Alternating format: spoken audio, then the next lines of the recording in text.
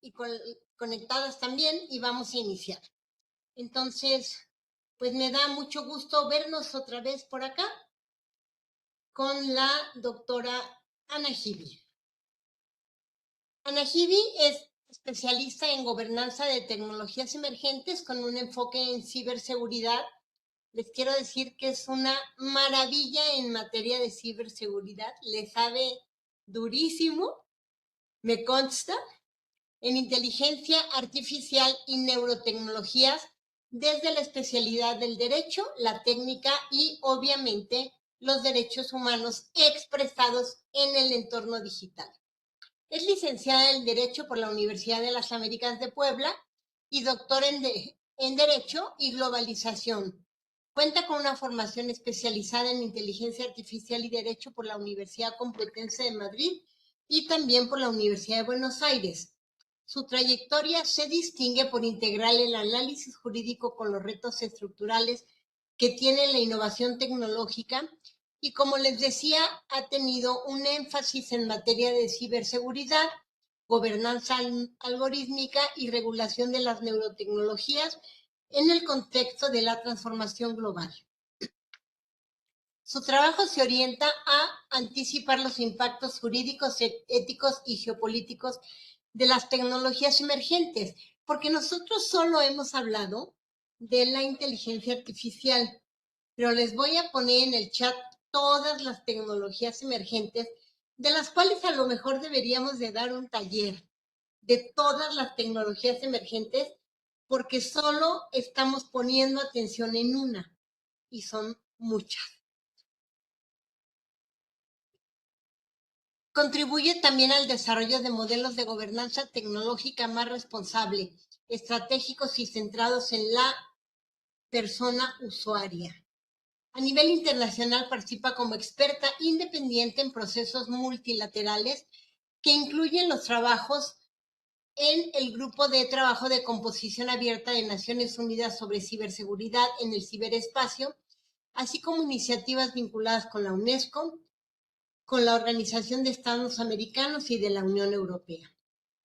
Es miembro de la red Inteligencia Artificial Ethics Expert Without Borders de UNESCO y ha sido parte de EU Cyber Diplomacy Initiative Fellowship del European Union Institute for Security Studies y ha sido reconocida como Top Women en Cybersecurity Latin America 2021 por Women in Cybersecurity Latin America. Hoy mi pronunciación del inglés es peor que la de Peña Nieto. Peor. Peor de la... como experta y consultora internacional advierte que el mayor desafío de nuestro tiempo no solo es regular la tecnología, sino comprender hasta dónde transforma nuestra condición humana. Porque en un mundo donde la tecnología comienza a interactuar directamente con la mente, el derecho ya no solo regula conductas, comienza a proteger la conciencia. Y de eso se llama la neurotecnología. Y les quiero recomendar muchísimo el discurso de Antonio Banderas en España con el Papa. La verdad, vale muchísimo la pena. Lo pueden encontrar en YouTube. Bueno, te dejo ya, Ana Givi, adelante y muchas gracias. Les recuerdo que alrededor de las 10:50 vamos a subir el formulario y que el pase de lista, por favor cierren su micrófono, también está en razón de la lista de asistentes que vamos teniendo aquí. Entonces, pues muchas gracias y adelante, Ana Givi. Hola, muchísimas gracias por la presentación, Liliana. ¿Me escuchan bien? ¿Sí? Perfecto, muchas gracias. Les puse en el chat que durante la sesión de hoy pueden ir ustedes formulando sus preguntas en el chat. Voy a procurar irlas resolviendo. De todas formas, igual al final vamos a tener un pequeño espacio para preguntas, para abundar algunos temas más. Pues bien, el tema que vamos a ver en esta sesión de hoy es el derecho de protección de seguridad de todos los ciudadanos. Y tenemos que considerar que durante décadas hemos creído que los datos personales eran información sobre una persona. Sin embargo, hoy, gracias al avance tecnológico, los datos permiten construir una versión digital diferida o sintética de esa persona. Esto también nos permite entender que los datos personales ya no pueden verse como un cumplimiento meramente documental, sino como toda una infraestructura jurídica para proteger la identidad, la autonomía, la reputación, decisiones, seguridad y confianza pública.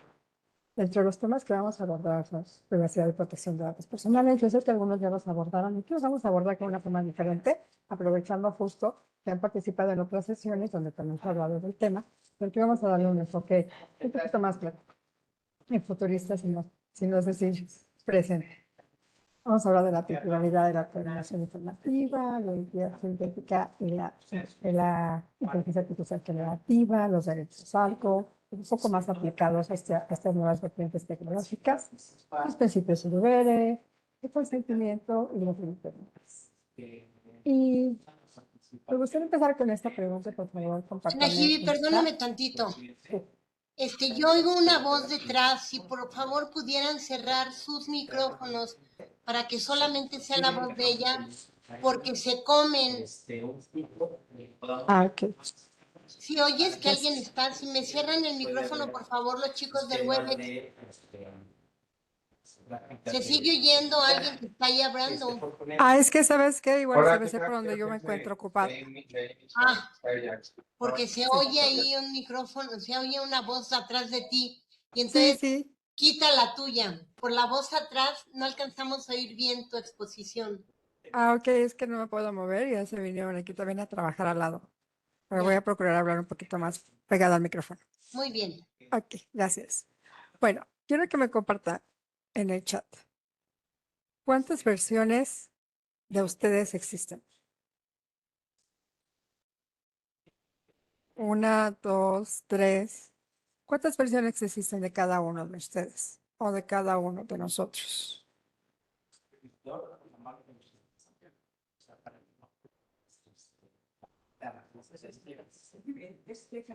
Una, cada una de sus redes, el 4.5. Debería ser una, debería ser bastante interesante. Pero sin embargo, actualmente existen varias versiones de nosotros. Existe la versión de la persona física, ¿no? La persona física es la persona reconocida jurídicamente que tiene nombre, que tiene domicilio, que tiene documentos, que tiene cuerpo, relaciones jurídicas y derechos fundamentales. Esa es la persona física. Pero también tenemos a la persona digital, que es la suma de las huellas que dejamos en los sistemas, en los correos, búsquedas, geolocalización, compras, historial de navegación, redes sociales, identificadores, dispositivos, cookies, metadatos, registro de nuestra actividad. Todo eso es nuestra persona digital. Y también existe la persona inferida. ¿Cuál es la persona inferida? Pues es la que los algoritmos construyen a partir de patrones, de los patrones que toman de nuestra información como personas físicas. Por ejemplo, él probablemente vota por X, o probablemente tiene depresión, o probablemente se puede ser una persona amorosa, o probablemente esté embarazado, o probablemente es riesgoso. Esa es la persona inferida, lo que los algoritmos calculan sobre nosotros. Y también tenemos a la persona sintética. Es la más disruptiva, una identidad generada por inteligencia artificial que, usando voz, rostro, lenguaje, se alimenta también de nuestros datos físicos como el comportamiento, como nuestra persona digital, como esa trayectoria digital para ser real. En este sentido, el reto legislativo ya no es solo evitar fugas de bases de datos. El reto es evitar que la información personal sea utilizada para perfilar, manipular, excluir, suplantar o sustituir a una persona. Ustedes recordarán, creo que ya lo han visto en otros módulos, pero solamente para hacer una breve referencia, que la protección de datos personales es el derecho que permite a una persona el control sobre la información. Y si nos vamos a la definición en específico de lo que es un dato personal, pues hablamos de toda la información que deriva de una persona física identificada o identificable. Ahora bien, díganme ustedes, ¿cuál de estas personas que están aquí es la real? Los leo. ¿Cuál creen que es la real? ¿La 1, la A, la B o la C?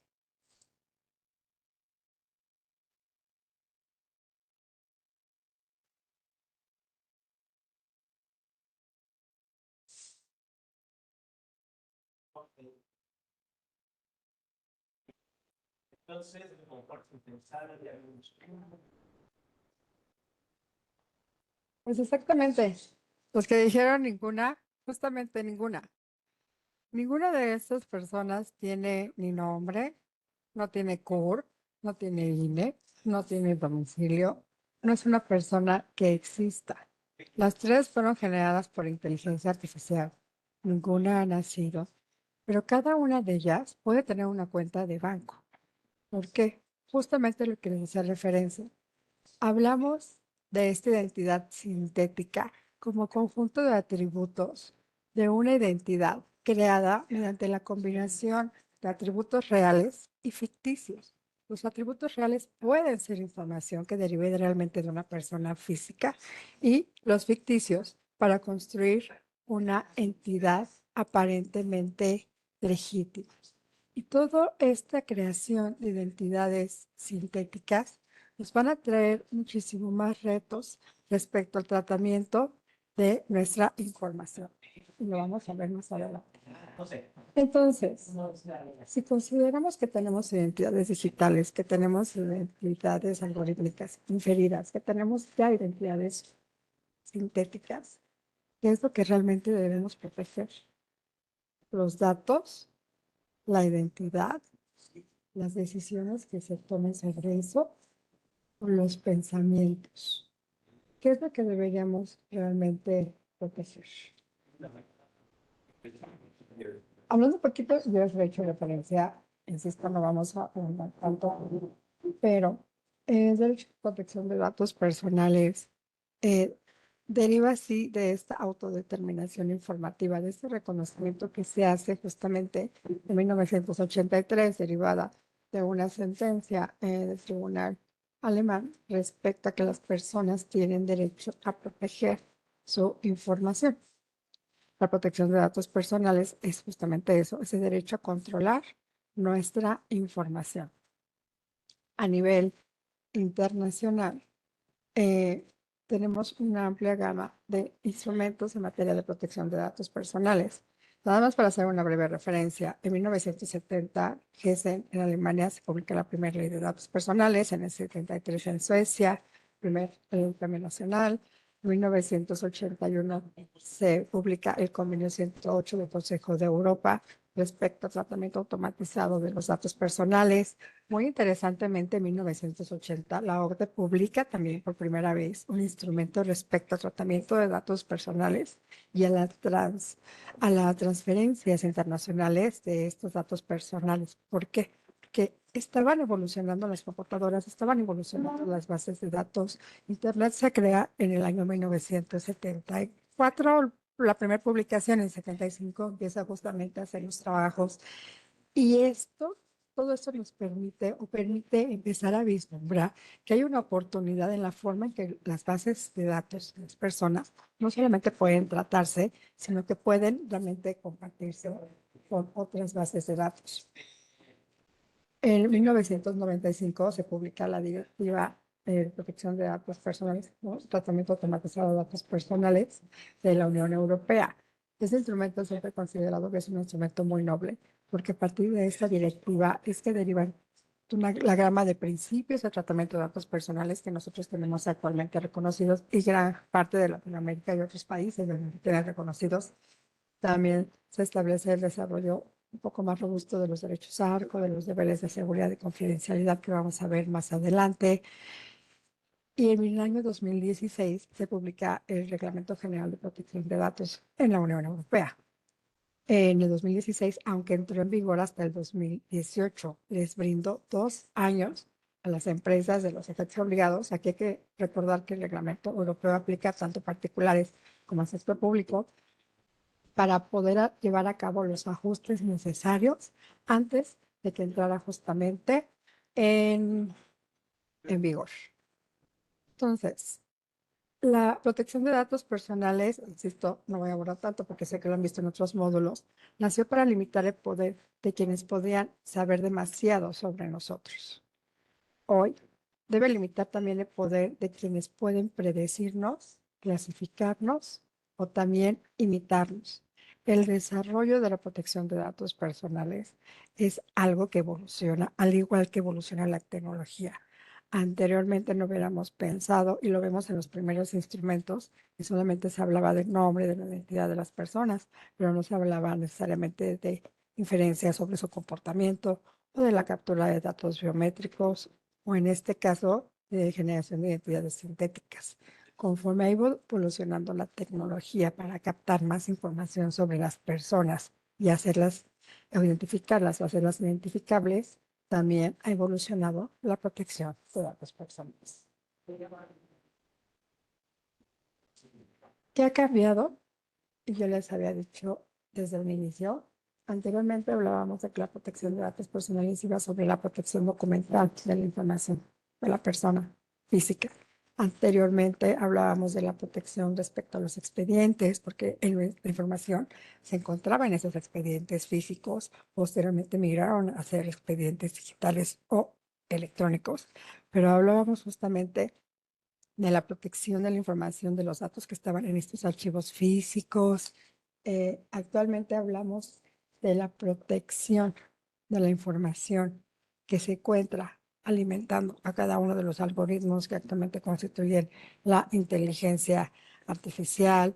Hablamos de perfiles continuos, hablamos ya también del impacto de vigilancia masiva. Sabemos que hay sistemas de identificación biométrica en tiempo real que utilizan inteligencia artificial para no solamente identificar a las personas, sino cuestiones de seguridad. Por ejemplo, en el reglamento de inteligencia artificial de la Unión Europea, ese es uno de los usos no permitidos de la inteligencia artificial, de desarrollar este tipo de sistemas justamente por las violaciones que puede llegar a haber, injerencias, violaciones, no solamente al derecho de la privacidad de las personas, sino a otros derechos.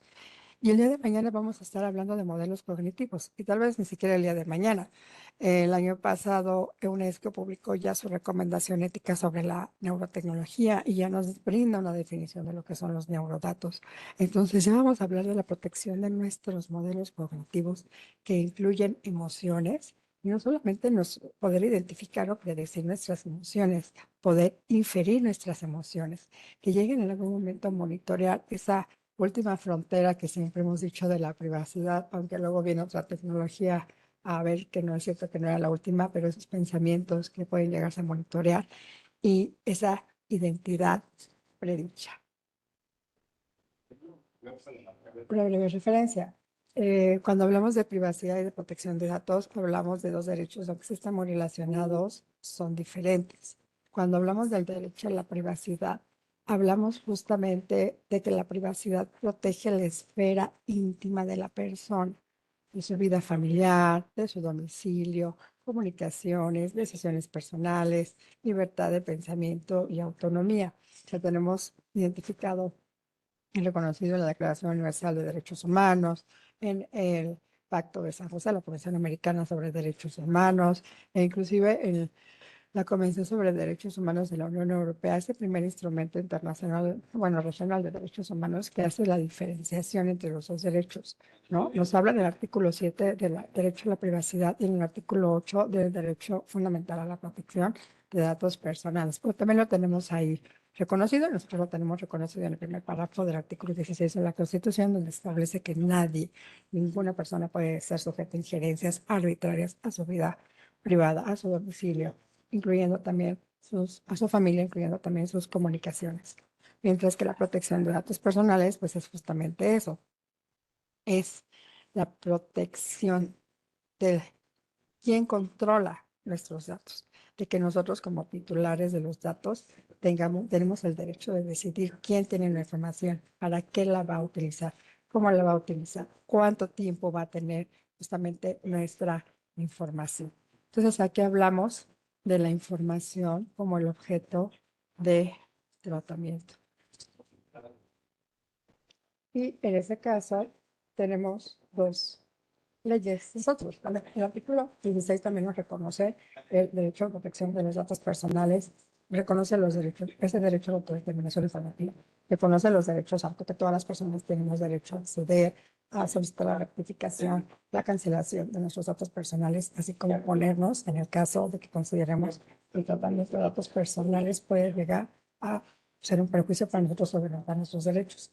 Y a partir de ahí tenemos un marco que es la ley federal que aplica a particulares y la ley general que aplica a sujetos obligados. Aunque la ley general que aplica a sujetos obligados tiene una estrecha relación con la ley general de transparencia y acceso a la información y también a la ley general de archivos respecto al almacenamiento de esos datos personales.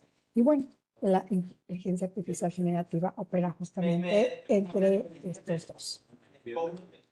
Por ejemplo, cuando nosotros hablamos de un dron sobre un domicilio, de una grabación no autorizada de nuestra vida familiar, que estamos hablando de nuestro domicilio, de ese espacio que no necesariamente queremos volver hacia el público, ese espacio privado, ese dron, esa grabación sobre ese domicilio lo que puede hacer es violar justamente ese espacio íntimo.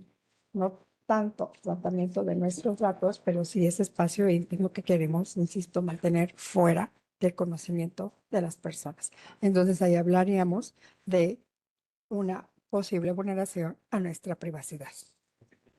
Cuando hablamos, por ejemplo, de las ventas de datos, las bases de datos que se dan de personas o de empresas a empresas, ¿no? Cuando se transfieren o se tratan datos personales en esa base legal, justamente aquí hablamos de el problema no es tanto la privacidad de las personas, sino el problema es que se está haciendo un tratamiento ilegal o legítimo justamente de estos datos personales. Entonces ahí estaríamos hablando de la protección de datos personales.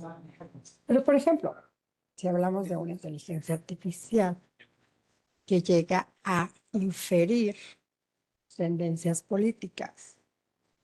Aquí confluyen tanto la privacidad de las personas como el tratamiento de ciertos datos personales. En este caso pueden ser datos personales sensibles, dado que nuestra legislación recuerda que los datos personales sensibles hacen referencia a cualquier dato que pueda llevar o generar una discriminación hacia la persona. Y dentro de la lista iniciativa, más no limitativa, que hace justamente sobre este tipo de datos personales sensibles, pues hablamos de las opiniones políticas en este caso. También hablamos de la religión como dato personal sensible. Entonces, las diferencias aquí es, cuando hablamos de la protección de esa privacidad, de ese espacio íntimo que yo quiero, hablamos de la protección de la privacidad. Cuando hablamos de que esta información que deriva de una persona física puede ser sujeto a tratamientos que van en contra de la ley, hablamos justamente de la protección de datos personales por ese control que nosotros tenemos sobre nuestra información. Pero en este caso también hay tecnologías que pueden conjuntar, ¿no? Y que pueden entonces violentar esos espacios, tanto de protección de datos personales como la privacidad. Y ese es uno de los puntos que debemos considerar. La inteligencia artificial rompe la frontera clásica entre la privacidad y los datos personales. Antes, una persona revelaba datos. Hoy, un sistema puede inferir información sensible sin que la persona física directamente la haga. Entonces, el problema ya no solo es qué datos dimos, sino el problema es qué puede inferir, qué puede concluir un sistema sobre nosotros.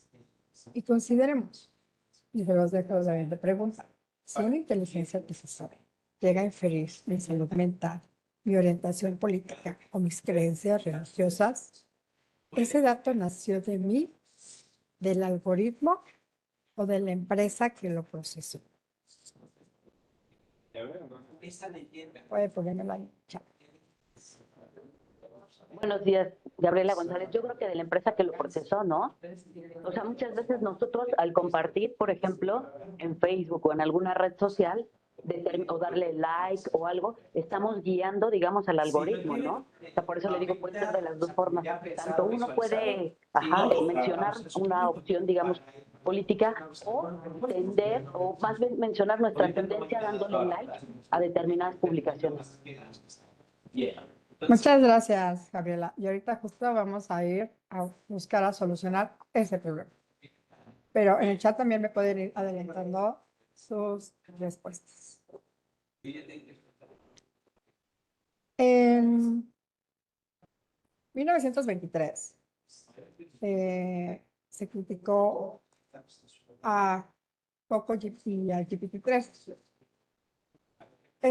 Coco era una plataforma de apoyo a la salud mental que utilizaba GPT-3 para redactar respuestas de apoyo emocional sin el consentimiento informado y claro de las personas usuarias, lo que generó un debate ético sobre el uso de inteligencia artificial, salud mental y también la transparencia en el uso de esta información. Esta justamente plataforma, el uso de inteligencia artificial generativa, en este caso GPT-3, lo que llegó a hacer fue inferir. ¿Y a qué punto es eso? Están utilizando datos que la persona les está brindando, pero a partir de ahí se están infiriendo otros datos, se pueden inferir otros comportamientos, se puede crear otra información que se encuentre relacionada con la persona física, sin que necesariamente esta persona, insisto, la haya dado en expreso. Si un sistema infiere depresión, ansiedad, riesgo, suicida o estado emocional, puede generar datos sensibles sobre una persona, aunque, insisto, estos datos no provengan de su expediente clínico. Aquí, por ejemplo, en el caso de México, con nuestra legislación, deberíamos analizar si este tratamiento es ilícito, si cumple o si realmente se tiene el consentimiento para realizar esas inferencias sobre la persona que pueden generar nueva información sobre ellos, sobre la finalidad del tratamiento de esta información, sobre que si es proporcional usar esta información, sobre todo cuando hablamos de fines médicos, uno de los principios también es el principio de usar mínimos datos posibles, sobre todo cuando se tratan de datos personales sensibles, sobre la seguridad de esta información, sobre si se le tiene que informar y cómo se le va a informar al titular sobre esta información y también sobre los posibles efectos discriminatorios que puede haber derivado de esta información. Ahora bien, ¿quién es dueño de esas inferencias entonces?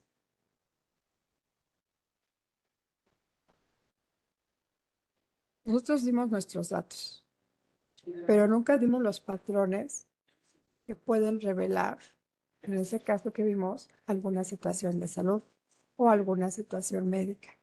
Entonces, ya no es solamente el tema de datos, insisto, sino el tema de quién es dueño de esas inferencias, de eso que hay detrás de un queremos que te puede gustar esto para fines de consumo, y que puedan llegar a perfilarnos, o que puedan llegar a tener o a predecir ese comportamiento nuestro con tanta exactitud. Recordemos que la persona física, el titular, es el dueño de esos datos. La persona física es el centro de ese sistema jurídico. No cedemos la propiedad de nuestros datos al compartirlos. Nosotros conservamos nuestros derechos respecto a nuestra información. Recordemos la definición en materia de protección de datos personales. Hablamos justamente de cualquier tipo de información que derive de una persona física. No solo cualquier tipo de información que derive directamente de una persona física y la identifique, sino de cualquier tipo de información de una persona física que la pueda llegar a identificar. Entonces, hablamos justamente de que nosotros somos los titulares de esos datos. Nosotros somos quienes somos dueños, si queremos llamarle, de esos datos.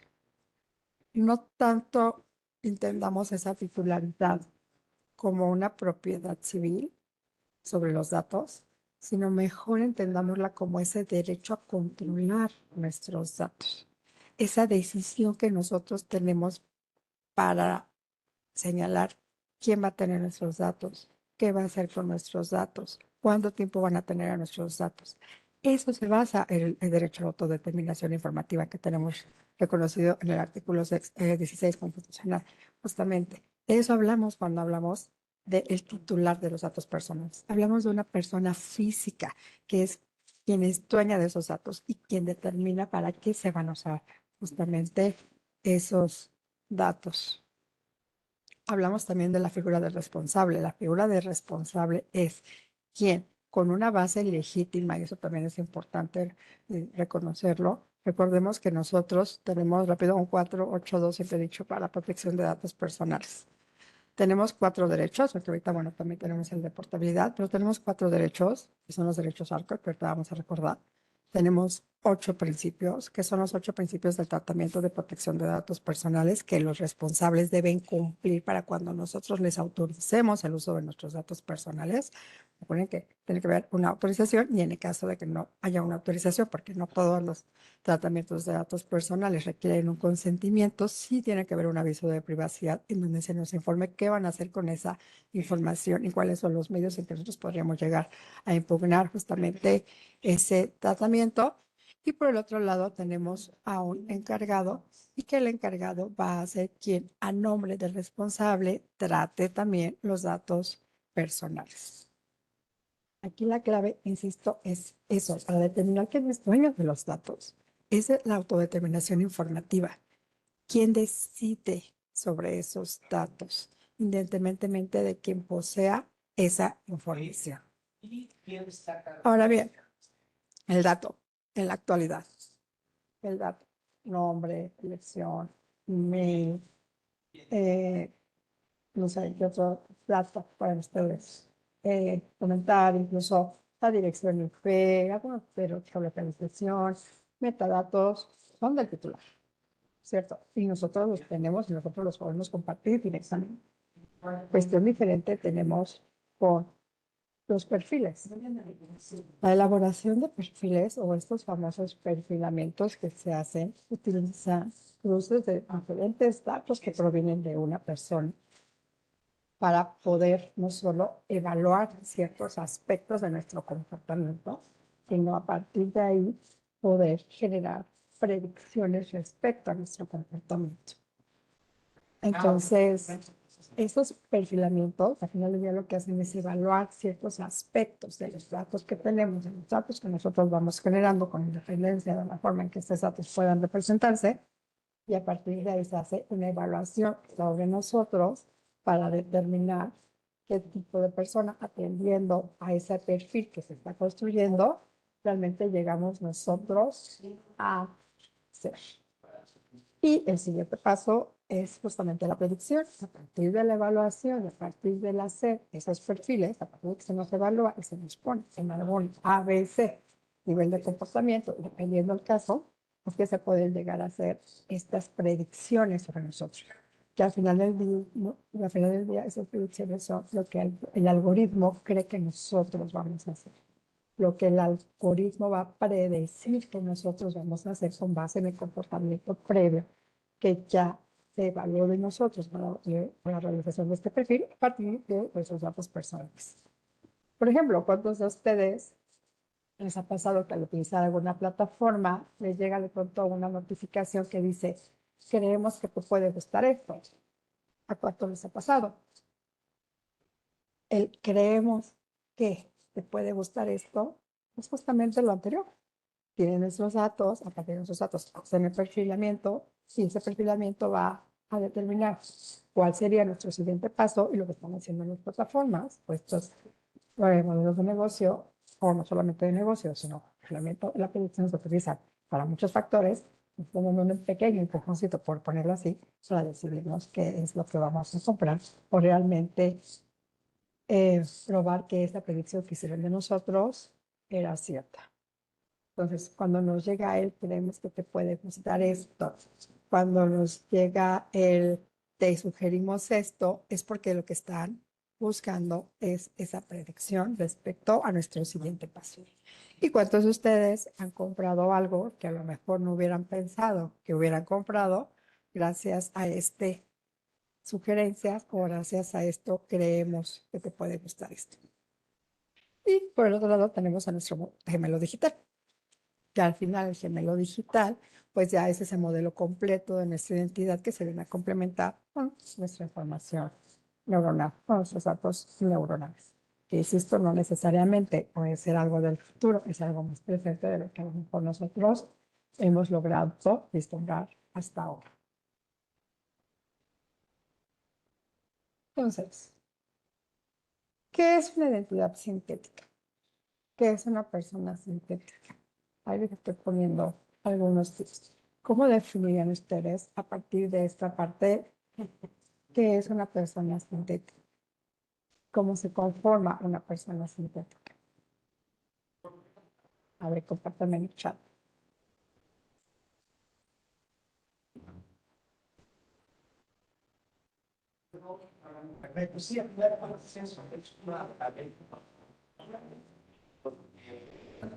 Ya lo platicaremos en su momento. Cuando cada quien hace la parte que le corresponde, pues eso también Una identidad sintética es una identidad construida con datos reales, tiene información de una persona física, pero también se compone de datos ficticios o generados por inteligencia artificial.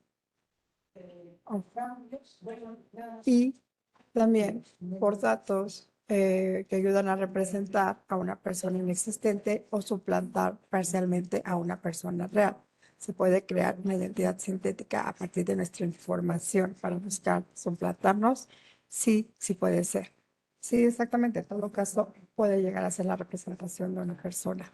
Esa presentación la construye con 4 elementos. Datos reales, insisto, pues son datos que provienen de una persona, de personas físicas reales. Incluido, imagínense, la biometría sintética, rostro, voz o huellas generados. Puede generarse un rostro a partir de nuestros datos biométricos. Sí, sí puede generarse un rostro nuevo a partir de nuestros datos biométricos. Y también a partir de esos historiales simulados. Pero la inteligencia artificial generativa lo que viene a hacer es rellenar lo que falta y crear coherencia dentro de esa narrativa para crear esta identidad sintética.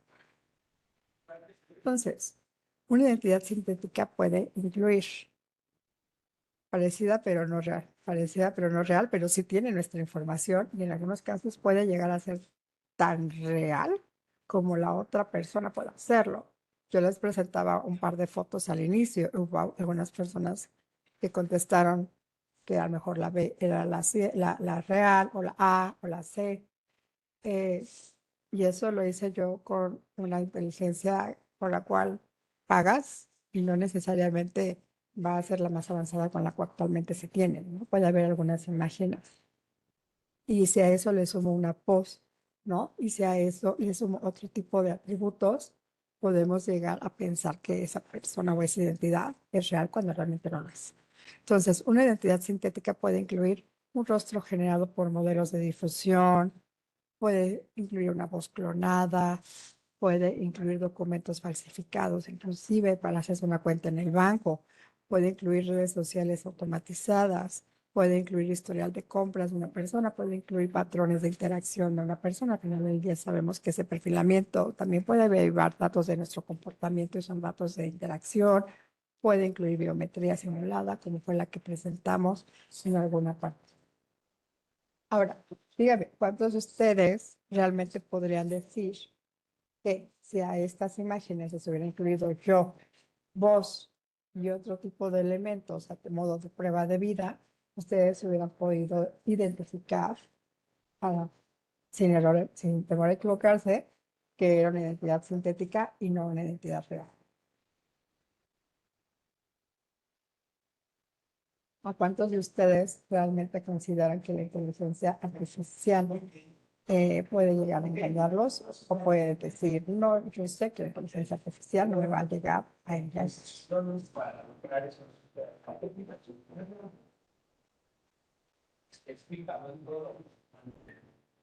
Bien, Bueno, entonces, como yo les había comentado, los ingredientes para una identidad fácil, ¿no? Los GANs, los modelos de difusión, se pueden generar caras que no existen. Insisto, las caras que yo les presenté al inicio no existen. Fueron creadas, nunca nacieron. Hay sitios que hacen este tipo de imágenes en específico. Insisto que son personas que nunca han existido, porque nunca nacieron, porque no tienen una culpa, porque no tienen todo esa identidad. La voz, actualmente hay herramientas de inteligencia artificial que nos permiten clonar una voz al nivel de poder llevar a cabo una plática normal con solamente 3 segundos de audio. Y pueden sostener una plática real porque de partir de ahí pueden generar muchísimas palabras. ChatGPT pueden escribir publicaciones, mensajes, correos, puede hacer todo lo que quieran. Y ustedes pueden creer que quien lo hizo es realmente una persona humana. Hay muchísimos filtros, ¿no? Bueno, puedo ponerles yo entonces un filtro que diga si esto se hizo o no con inteligencia artificial. Sí, sí puedes hacerlo, pero también hay otras inteligencias artificiales que te pueden ayudar a generar ese tipo de texto para hacerlo más humano.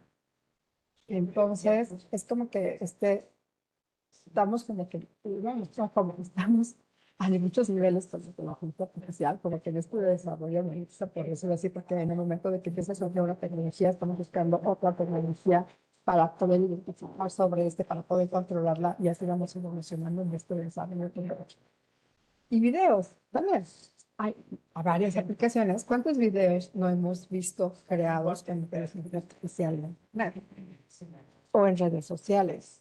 Y a lo mejor de algunos videos podemos decir, sí, se ven muy falsos, se ven muy sintéticos, pero hay sistemas de inteligencia artificial mucho más avanzados que han logrado desarrollar videos que han eh, engañado no solo a personas, no solo a sociedades, inclusive a la comunidad internacional.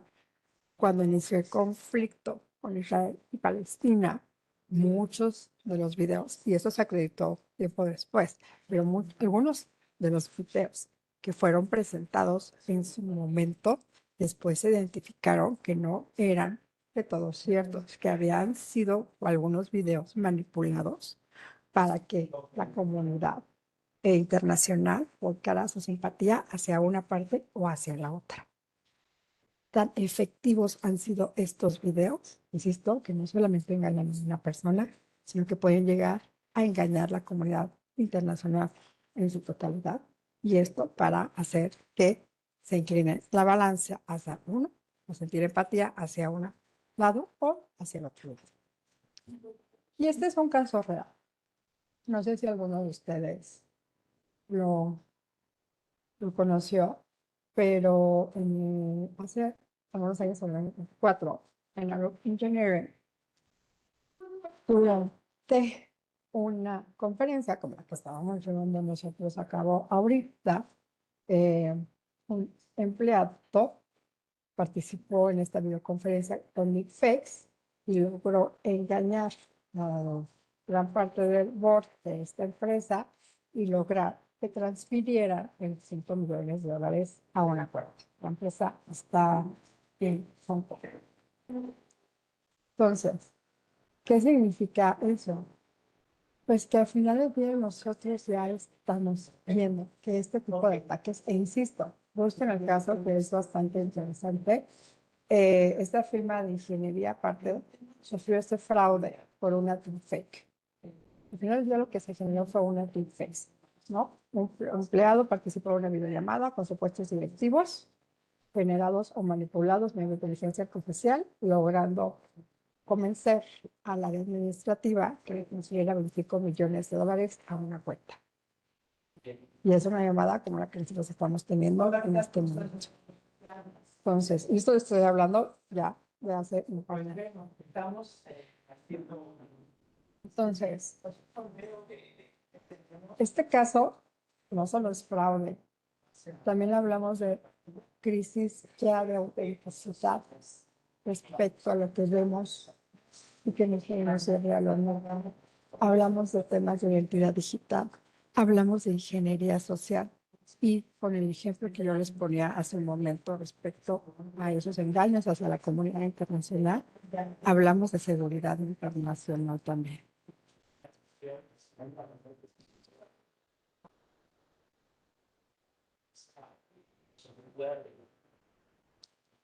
Y eso no solamente sucede con este tipo de situaciones.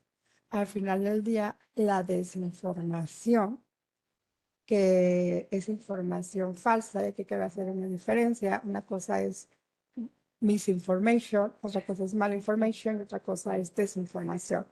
La desinformation puede ser información errónea, ¿no? Muchas veces nos puede llegar a nosotros un correo, un mensaje que no necesariamente es información cierta, que no, la persona que nos comparte no lo hace con mala intención, pero que no deja de ser información errónea.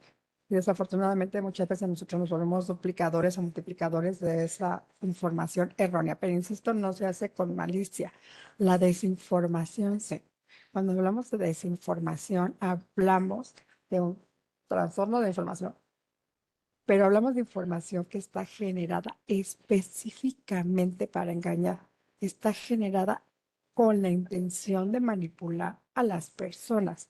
De eso es lo que hablamos con la desinformación. Es información falsa, sí, pero es información que se genera con la intención justamente de engañar a las personas, de manipular a las personas, que se difunde de manera intencional para afectar ¿qué? ¿Qué busco hacer con la manipulación? Pues afectar las percepciones de las personas, las decisiones de las personas, también socavar la confianza pública. La desinformación entonces no manipula datos. La desinformación manipula realidades. Y ahora, estas identidades sintéticas que se encuentran distribuidas, que cada vez más van a distribuirse en estos medios, en redes sociales y en otros espacios públicos, lo que buscan es engañar. Entonces, para poder influir en la opinión pública por múltiples situaciones, no solamente antes de procesos electorales, sino antes de algún proceso importante dentro de los países. Lo que buscan, insisto, es socavar y engañar a las personas para poder manipularlas.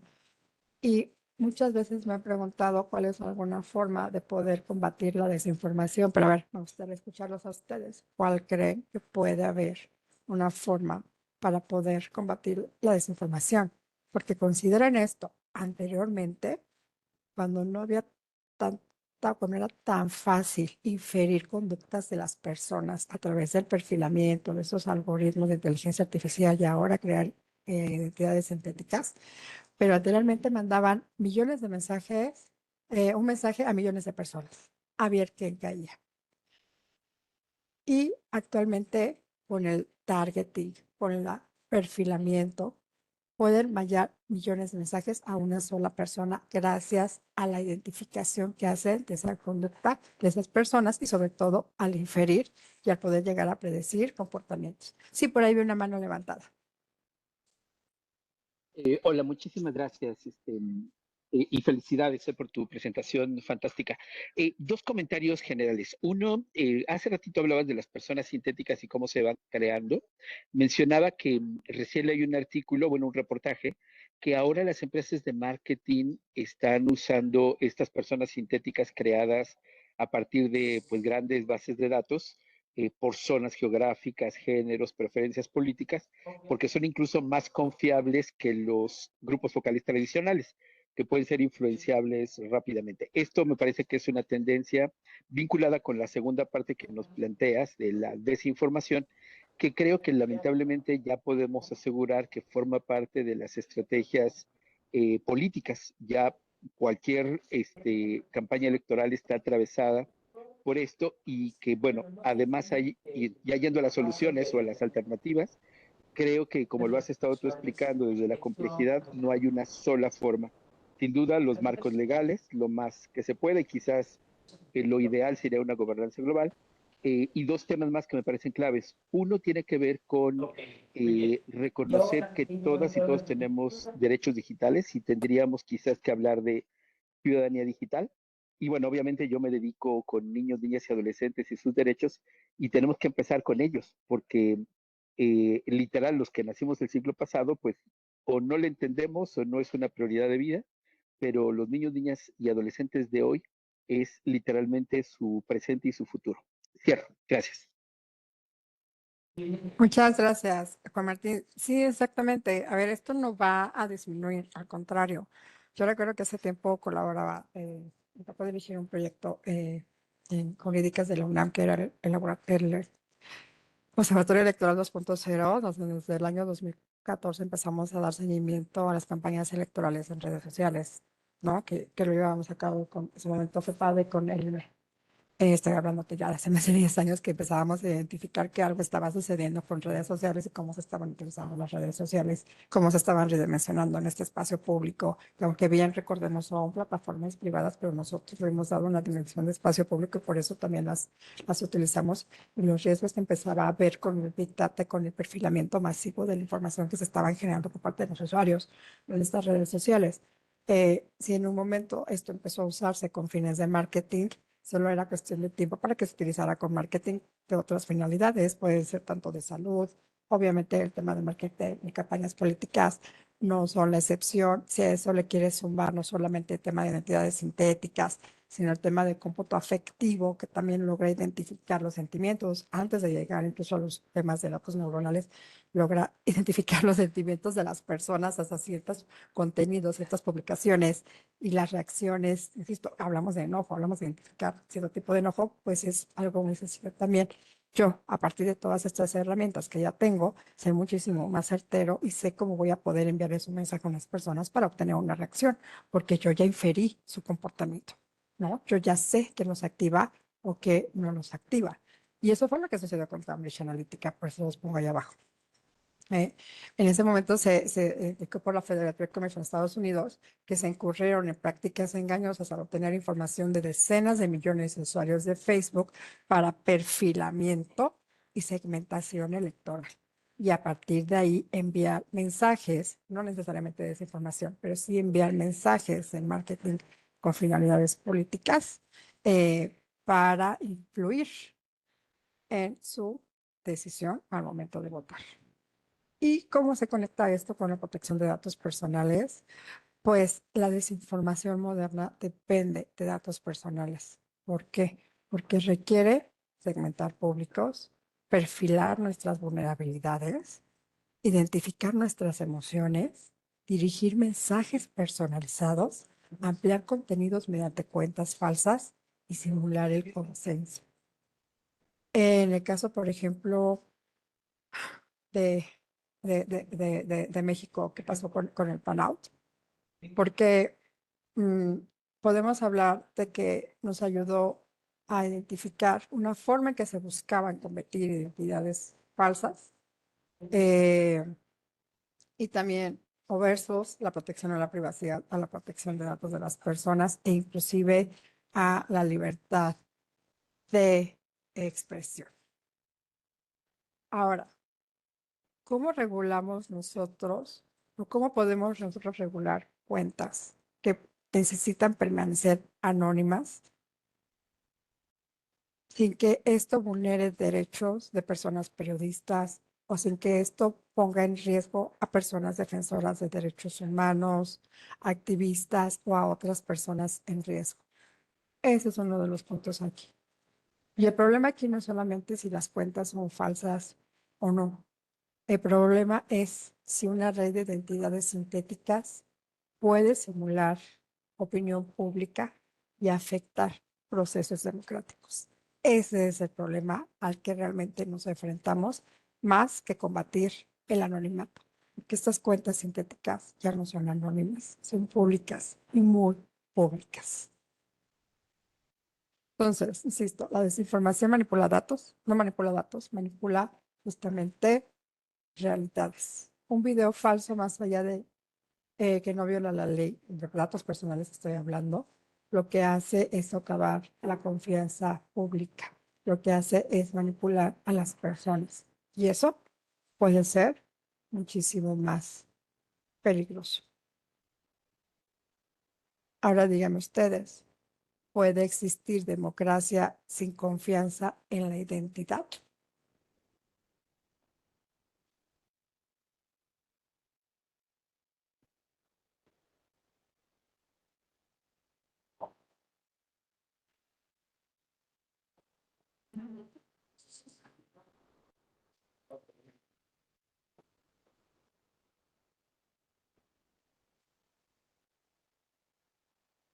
Para que se lleven a cabo este tipo de aprendizaje, ya se había dicho, se requieren de varios elementos tecnológicos, pero el combustible siendo el mismo. El combustible siguen siendo los datos personales, dígase datos personales sensibles, datos personales biométricos, datos personales de salud, datos neuronales, los queremos incluir ya ahora. Estos son. Ahora, estos datos son sujetos a tratamiento automatizado. Y no solamente a tratamiento automatizado, entendido como este procedimiento que se le imponen los datos mediante sistemas tecnológicos que ayudan a clasificar los datos, que ayudan a ordenar los datos, que ayudan a perfilar los datos, que ayudan a predecir o hacer recomendaciones sin intervención humana o sin intervención humana significativa. Consideren que el tratamiento automatizado de datos personales no siempre implica intervención humana en ese momento. Diferencia es que después de ese tratamiento automatizado se tome una decisión automatizada sobre ese perfil que se hace de la persona y muchas veces también sin intervención humana. Por eso cuando hablamos del tema de inteligencia artificial, de que se tomen estas decisiones automatizadas con base en perfiles que ni siquiera conocemos, que no sabemos que se hicieron de nosotros, ni cómo se hicieron de nosotros, se habla de la importancia de la explicabilidad de los sistemas y de la transparencia en cómo estos sistemas están funcionando. La toma de decisiones automatizadas es justamente eso, cuando el resultado del sistema produce o contribuye a producir una decisión que llegue a afectar a una persona, ya sea para cuestiones de crédito, ya sea para cuestiones de empleo, para seguro, para beca, para visa, para apoyo social, para vigilancia o inclusive para acceder a servicios públicos. Entonces, hablamos de decisiones inhumanas, ¿no? Porque el dato es eso, el dato es nuestro historial, nuestro comportamiento, el contexto que nosotros tenemos.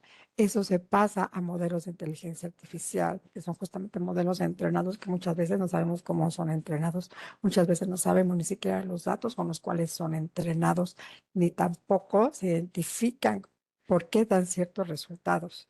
¿No? Tienen patrones ocultos, insisto, no saben realmente, o en muchas ocasiones no se sabe por qué dan ciertos resultados estos algoritmos. Y a partir de ahí se toma una decisión sobre nosotros. Ojo, la decisión tampoco la toma un humano. Entonces, el perfil que se hace de nosotros no lo hace un humano. Un humano puede haber programado el algoritmo, pero no necesariamente siempre va a saber cómo funciona.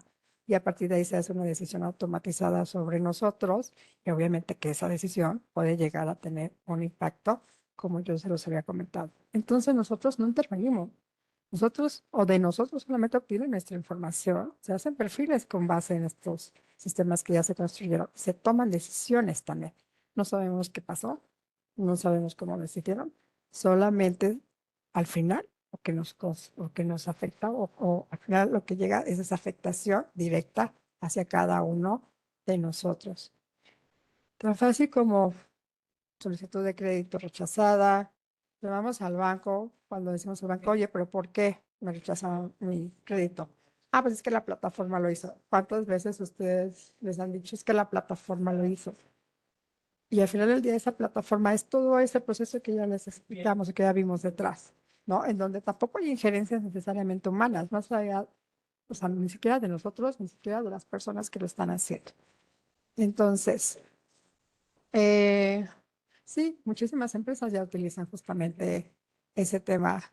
Eh, si no tuvo supervisión humana o que haya habido supervisión humana significativa, y el significativo también puede llegar a tener o a quedar en interpretación pues obviamente puede haber un impacto. Al final del día, para toda esa toma de decisiones, nosotros nunca hablamos con un humano. Ya no se necesita hablar con un humano. Se toma de forma automática. Eh, Aún no lo tenemos tan claro nosotros cuando se hace la modificación, la reforma a la Ley Federal de Protección de Datos, a la Ley de Datos Personales, a la Ley Federal, a la Ley General. Se hizo incluir esta parte del artículo 22 del Reglamento Europeo de Datos Personales que reconoce el derecho de las personas a no ser objeto de una decisión basada únicamente en un tratamiento automatizado, ¿no? Ya sea incluye el perfilamiento, cuando llegue a producir efectos jurídicos o afectaciones significativas también a una persona. En este caso, la Autoridad de Datos Personales de la Unión Europea ya tiene algunas directrices específicas de decisiones automatizadas y funcionamiento y cuando se considera realmente que hay intervención humana de forma significativa o inclusive el impacto hacia los derechos de las personas. En este caso incluye el derecho a tener intervención humana, a expresar su punto de vista, e inclusive que las personas pueden llegar a impugnar este tipo de decisiones. Por eso es tan importante que antes de lanzar un sistema se haga una evaluación de impacto en los derechos humanos y en los derechos, perdón, no de datos personales y privacidad, sino de derechos humanos. En su momento, cuando empezaba a hacer se estaba trabajando mm, en el acta de inteligencia artificial de la Unión Europea, en el reglamento de inteligencia artificial perdón, de la Unión Europea, uno de los puntos que se consideraban es que estaban hablando de sistemas que no solamente iban o podían llegar a vulnerar el derecho a la privacidad y a la protección de datos personales, sino que podían llegar a vulnerar derechos fundamentales y libertades de las personas. Por eso también se considera que no sea una evaluación de impacto, sino que sea una evaluación de impacto, perdón, una evaluación de impacto de la privacidad, sino una evaluación de impacto sobre los derechos humanos de las personas. Y nosotros, por ejemplo, tenemos, sí hemos reconocido justamente los derechos ARCO, sí también tenemos una regulación en materia de protección de datos personales, sí se incluye un poco esa parte, lo que necesitamos son herramientas para hacer efectivos este derecho. No, más allá de que lo hayamos incluido en una ley, ¿cómo una persona va a poder hacer efectivo el derecho de poder obtener intervención humana sobre lo que se hace? Sí, Elena. ¿Crees, crees que a pesar de la regulación que hubo de desaparición del INAI, de la COFETEL, del IFETEL, todo esto que había, todavía tenemos una regulación, estas dos leyes que son nuevas, la de protección de datos personales en posesión de particulares y la de sujetos obligados? ¿Crees que todavía nos den una protección verdadera a nuestros derechos, a los derechos ARCOS, a todo ello? Cuando voy a responder como abogado, y te iba a decir depende.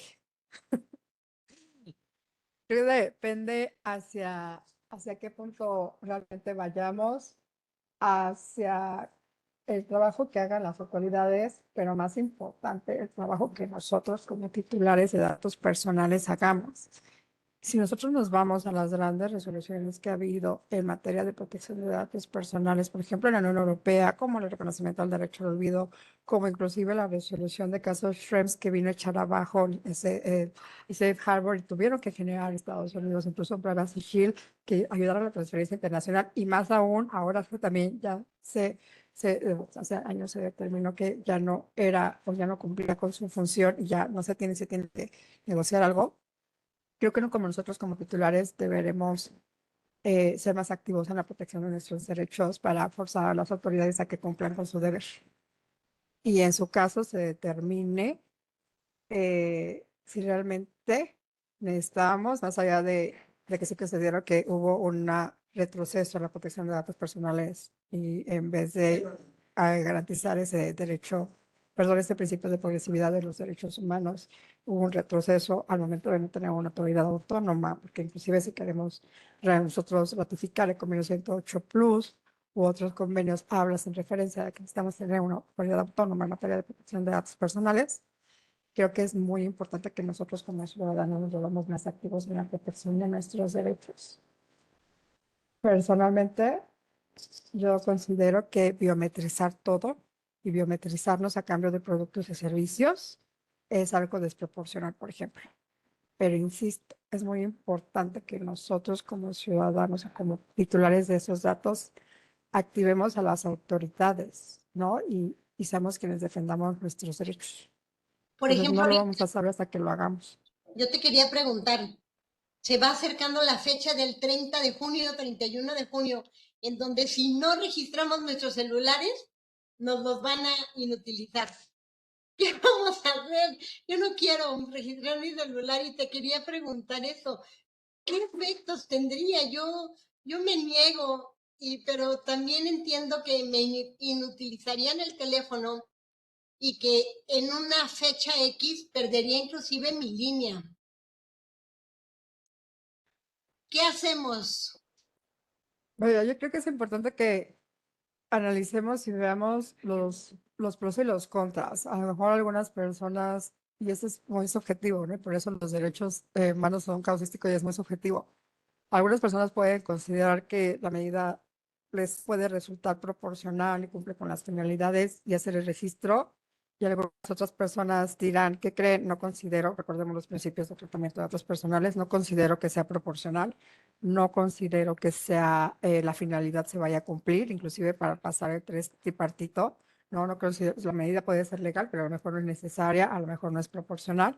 También hay medios para los cuales nosotros podemos llegar a impugnarlo cuando consideramos que nuestros derechos pueden verse vulnerados.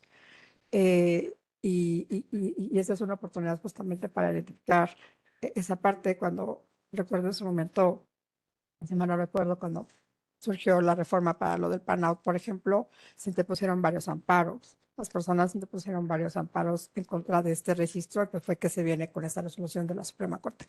Y yo creo y considero que cada uno de nosotros tendríamos que hacer ese análisis e insisto, si consideramos que la medida no es proporcional y cumple con la finalidad, pues protegernos con las herramientas legales que también la ley nos brinda, ¿no? Como podría ser el juicio de ¿Qué amparo. piensas de este registro? Ya la Suprema Corte lo había declarado inconstitucional.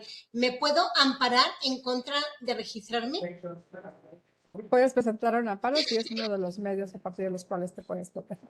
Te ChatGPT pregunto, hace bonitos amparos, ¿eh? ¿qué? Pero no lo hagan con ChatGPT. No, Que no, el no. amparo no lo hagan con Lo voy a hacer ChatGPT, no lo contigo. hagan. Lo voy a hacer contigo. Te están preguntando de la curva métrica. Ay, perdón, es que no veo. La curva métrica, pues creo que está bien. Va para ahí un poco. Insisto, yo sí considero que no, bueno, y eso lo hago para la biometría en general. No digo que la biometría no sirva, sí sirve, pero analicemos un poco la presentación de ahorita. Si ya hablamos que hay identidades sintéticas, si ya hablamos que te pueden clonar tu voz, ya vimos que la biometría no es, a ver, ningún sistema es 100% seguro, ninguno lo es. Si realmente alguien llega y les dice la idea de que es que el sistema es 100% seguro, no lo va a hacer. Y insisto, cualquier sistema se puede vulnerar por N múltiples situaciones. No necesitamos que haya un hackeo, los sistemas fallan, la tecnología falla, puede haber incidentes intencionales o no. Aquí el punto es, yo como ciudadano, mi personal punto de vista es, yo no considero que tengamos que biometrizar todo a cambio de productos y servicios públicos, porque son servicios públicos. Entonces, el entregar mis datos biométricos, para mí, mi punto de vista se me hace, considero desproporcional, porque no tengo que entregar mi yo digital para poder tener acceso a servicios públicos. Puede facilitarlos, podría ser, pero ¿qué va a pasar con las personas que no tienen conexión en Internet? ¿Qué va a pasar con las personas cuando te dé un falso positivo o un falso negativo el sistema? Te van a excluir. Estos sistemas también fallan. Entonces ahí deberíamos de nuevo cuestionarnos si la medida nos resulta o consideramos que es proporcional, que es necesario, que es legal hacer ese test tripartita respecto a la interpretación de derechos humanos, que es una herramienta que nos ha dado la Corte Interamericana de Derechos Humanos, y buscar determinarlo a partir de ahí. Yo en específico no estoy tan a favor de la biometría. Yo, porque no considero tener que ya dar mi yo físico a cambio de productos y servicios, e insisto, menos cuando son públicos. No lo hago por los bancos, con todo respeto, y si el otro no. Entonces siempre debería haber excepciones en el sistema, sobre todo cuando pues, sabemos que los sistemas también pueden fallar. Pero ¿por qué entonces hay mucho revuelo porque ahora se quiere innovar en ese aspecto? Por un gobierno que constitucionalmente tiene la obligación de cuidar nuestros datos. ¿Y por qué, sin decir nada, entregas tus datos biométricos a Facebook, a Twitter, a empresas que son transnacionales, donde tu huella está fuera del país, a bancos que son transnacionales, que te dicen, lee el consentimiento de privacidad para que entregues tus biométricos y son 30, 40 hojas que nadie lee, que muy pocos leemos. Entonces, ¿por qué quejarse tanto de una nueva ley cuando siempre se han entregado los datos a personas o entidades que ni conoces? Gracias, Alejandro. Insisto, esto es personal. Si me preguntas en mi caso específico, yo no le he entregado mis datos biométricos a los bancos, lo que dice la Me refiero a lo regulación de la general, CNBV. básicamente a lo general. En lo A ver, particular, respeto la decisión de cada quien, pero en lo general, es decir, ¿por qué generar un ambiente de desconfianza?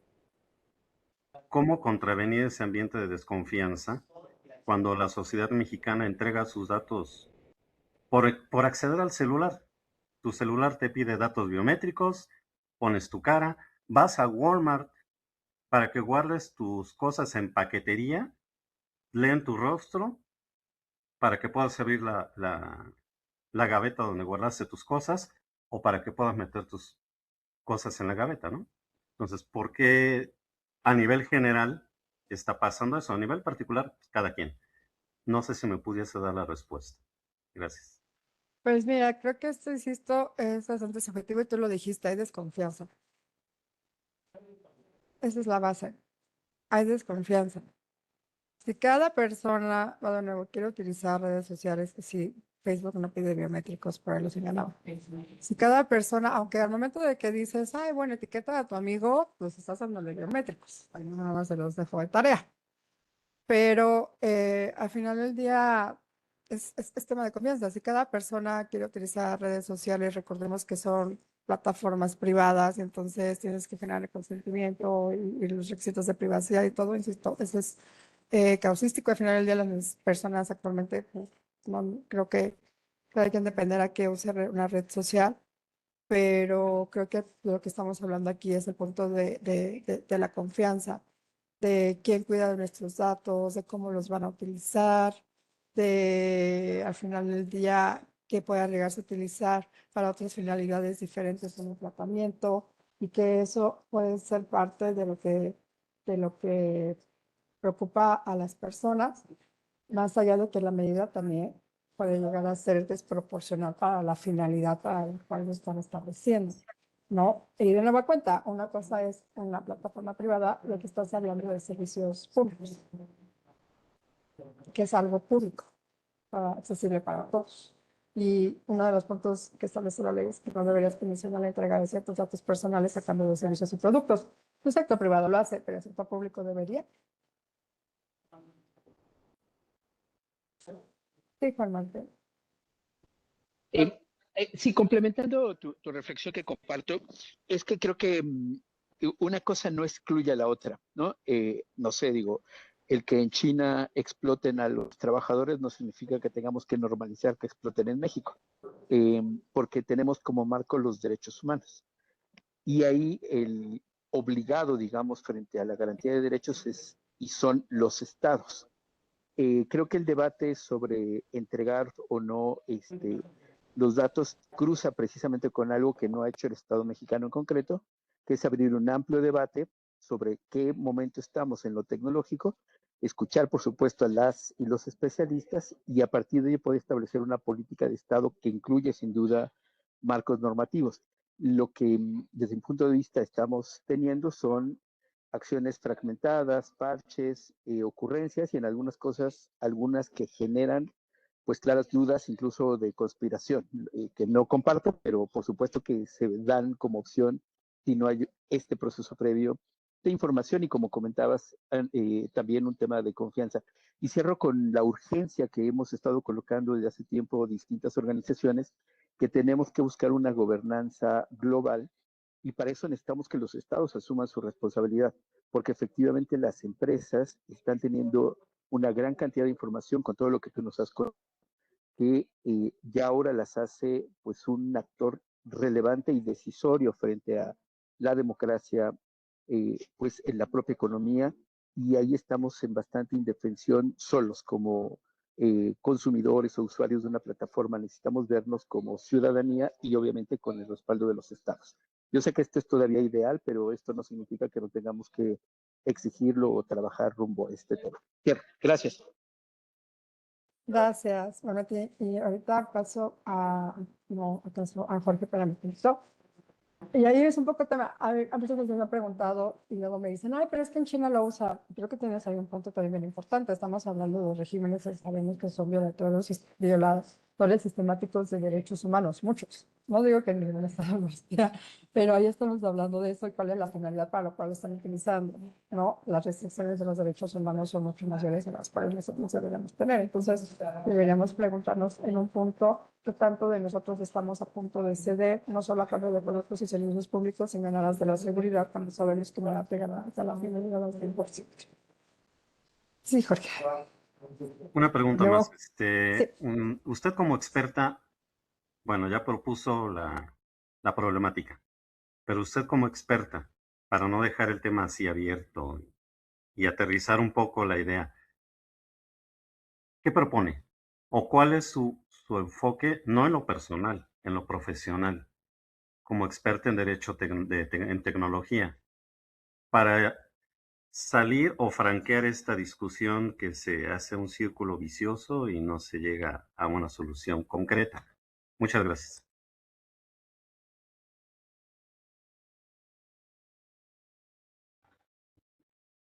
Estás Gracias. Considero que cualquier decisión, sobre todo en materia de tecnología, que implique algún impacto hacia derechos humanos, A mí no me ven. fundamentales, este, debería tomarse, como dicen, el modelo de gobernanza, ¿no? El modelo de gobernanza de Internet que los países en algún momento se comprometieron a seguir desde los principios de Ginebra de Sociedad de la Información del año 2004, 2003. Deberíamos justamente seguirlo, hacer evaluación de impacto, y no considero que tampoco deba ser un absoluto. Si una persona considera que no tiene que entregar sus datos biométricos a cambio de productos y servicios, podría hacerlo. Si otra persona considera que sí lo quiere hacer, también podría hacerlo. Entonces, no debería ser algo obligatorio en ese sentido. Y a partir de ahí, de nuevo, empezar a mejorar nuestros sistemas, porque aún con todo eso, muy probablemente siga habiendo identidades falsas, ¿no? Eso no te va a evitar que haya identidades sintéticas que sigan haciendo lo que están haciendo, ¿no? Entonces estamos enfrentándonos a otros retos. Entonces esto yo creo que debe resolverse en un marco en donde todas las personas sean escuchadas y que cada quien determine si quiere o no entregar sus datos personales a cambio de ciertos productos o ciertos servicios. Pero eso creo que debe emplearse en una discusión mucho mayor con autoridades, con ciudadanos, con empresas, con sector público, como cualquier democracia.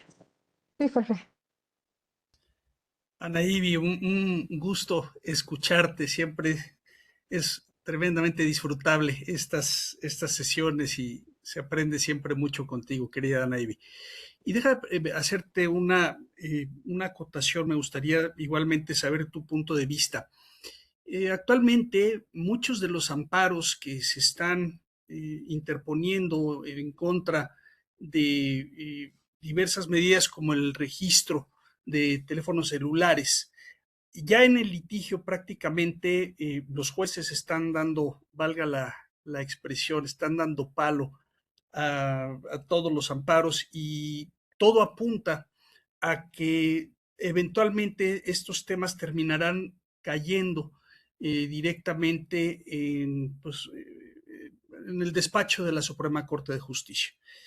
Lo cierto es que se ve o se antoja tremendamente difícil que muchos de estos temas que vienen con un impulso político, con una agenda preestablecida y teniendo igualmente pues una Suprema Corte a modo, valga el punto, a modo de decisiones del Poder Ejecutivo, más allá que a modo de la Constitución, pues se antoja realmente como una batalla muy cuesta arriba, si no es que una batalla pues ya perdida de antemano, de que pueda prevalecer pues, la Constitución por encima de una agenda política, de una agenda más de corte de control que de control constitucional. Entonces, ¿cuál es tu punto de vista sobre este tema, Ana Ivy? Gracias, Jorge. Pues siempre he querido ir a litigar a la Corte Interamericana, ¿no? Se antoja, por Se supuesto. antoja, ¿por qué no? ¿Y por qué no ser los primeros en tener una resolución que reconozca el derecho a la protección de datos personales en el sistema interamericano que hasta la fecha no tenemos? También pasó en Estrasburgo y demás. ¿Por qué no? Pues habrá que ver entonces cómo se van definiendo las resoluciones finalmente en la Corte, ¿no? Para tener justamente poder activar la jurisdicción de la Corte, primero de la Comisión, después de la Corte. Pues va a estar muy interesante, Anaí, pues un placer como siempre, amiga. Gracias, Jorge. Me acuerdo mucho que cuando vino la reforma en materia de derechos humanos, estábamos tomando un curso de una corte y nos decía, la profesora de que un ministro nos decía, la reforma ya está, ustedes la tienen que echar a andar. Y tienen razón, que es un poco hay que defender nuestros derechos de datos personales. Hay que defenderlos, pero lo importante es que hay que defenderlos desde oponernos en el aviso de privacidad, desde poner los avisos de privacidad, desde ejercer mi derecho de oposición, rectificación, cancelación y todo, hasta, hasta algún punto. Gracias. Luego lo podemos platicar con más tema para poder seguir avanzando con el tema. Bueno, ¿qué podremos hacer aquí cuando estamos hablando del tema de decisiones automatizadas de datos personales o también automatizados donde las personas no tenemos injerencia en esas decisiones? Pues a lo mejor pensar que una futura regulación que realmente sea un poco más efectiva debería exigir un aviso claro sobre el uso de decisiones automatizadas. No hablamos solamente el uso de datos personales, sino el uso de que sus datos personales van a ser sujetos, se va a hacer un perfilamiento de sus datos personales. Este perfilamiento va a ser sujeto a decisiones automatizadas en materia de datos personales, hacer evaluaciones de impacto sobre los algoritmos, evaluaciones de impacto no de protección de datos personales, no hablamos de evaluaciones de impacto a derechos humanos, porque sabemos que un algoritmo no solamente puede llegar a violentar nuestro derecho a la privacidad o la protección de datos, sino también al trabajo, a patrimoniales, todos junto con las decisiones que ya vimos, derecho a impugnar, yo cómo puedo como persona impugnar las decisiones que se hagan sobre ese perfilamiento y esa toma de decisiones automatizadas. Al final del día son decisiones que se están haciendo a partir de mis datos personales. Yo debo tener derecho a impugnar esas decisiones, porque al final del día eso no sobre mis datos el que se está haciendo. Documentar el modelo, hacer auditorías de sesgos, si sabe que el tema de responsabilidad, hacer pruebas de proporcionalidad respecto a esas decisiones que se están tomando, pues bueno, una supervisión mucho más robusta respecto a los proveedores que se dan. Consideremos algo, nosotros somos consumidores de tecnología, no desarrollamos tecnología. Los algoritmos y los sistemas de inteligencia artificial que se están utilizando tanto por sector privado como por sector público provienen de un tercero, probablemente un particular. Entonces, ¿cómo poder hacer esa supervisión sobre esos proveedores? Eso también debería venir en esa legislación. Ahora bien, derechos ARCO, justamente sabemos que tenemos nuestros derechos de acceso a rectificación, cancelación y oposición en materia de protección de datos personales. Aquí el punto es que los derechos ARCO puede o deberían ampliarse, debería hacerse una interpretación mucho más amplia de estos derechos que ya tenemos reconocidos al momento de enfrentarnos a herramientas de inteligencia artificial. Si hablamos, por ejemplo, que la inteligencia artificial se entrena con millones de datos personales, el cual parte de esa inteligencia que al final del día va a hacer el perfilamiento para tomar una decisión sobre mí, es mío, ¿no? La rectificación, ok, el modelo ya generalizó mis datos y a partir de ahí se hizo un perfil. cómo podemos hacer que ese modelo rectifique para hacer la protección de mis datos personales. Cancelación, pues antes salía, elimina mis datos. Ahora, un modelo puede desaprender sobre los datos que ya usaron unidos para generar ciertos perfiles. Un modelo puede desaprender y puedo agarrar y decirles, oye, no utilices mis datos personales para entrenar a tus modelos, porque yo no quiero que a rato eso pueda llegar a impactar en los derechos de unas personas o en el mismo. O la oposición, ¿no? Antes era, no uses mis datos así, ahora va a ser cómo me opongo yo a un modelo ya entrenado, cómo me opongo yo a esa decisión. Creo que eso, y ahorita voy contigo, Julio, es muy importante. A lo mejor lo que necesitamos es un learning, en lugar de un machine learning. Un learning que busque que un modelo desaprenda datos específicos sin necesidad de reentrenarse desde cero, ¿no? Es un campo técnico activo, sí, pero todavía no existe una solución general, escalable o sencilla para todos los modelos. Ahora ustedes díganme, ¿debe la ley exigir el desaprendizaje algorítmico, aunque la técnica todavía no lo tenga? Yo puedo exigirle al modelo que desaprenda lo que aprendió de mí para que a rato nos haya un perfilamiento y una decisión automatizada que pueda llegar a perjudicarme. ¿Podemos generarlo? Yo pienso que sí, porque las redes neuronales, que son la base de la IA, que realmente lo que tenemos aquí en nuestra sociedad, desde mi punto de vista, no es IA, y yo lo había dicho también un ponente aquí en nuestras pláticas. Estamos confundiendo lo que estamos viendo con IA, simplemente son sistemas expertos. Entonces, para no caer en muchos detalles técnicos, para este caso, las personas que hacen uso de la IA deben de siempre manejar algo que se llama motor de inferencia, que es un modelo en donde se meten los datos básicos de la persona. Si una persona pide la corrección de sus datos o la rectificación, simplemente entras al motor de inferencia, modifica los datos y entonces el sistema experto lo que hace es cambiar todo su comportamiento en base a esos datos. Técnicamente es eso. Entonces, ¿de qué se puede? Sí se puede. Gracias. Exacto, deberemos a lo mejor exigirlo en la ley, sí, Julio. Perfecto, excelente, me parece muy bien. Sí, muchas gracias, Ana Ivy.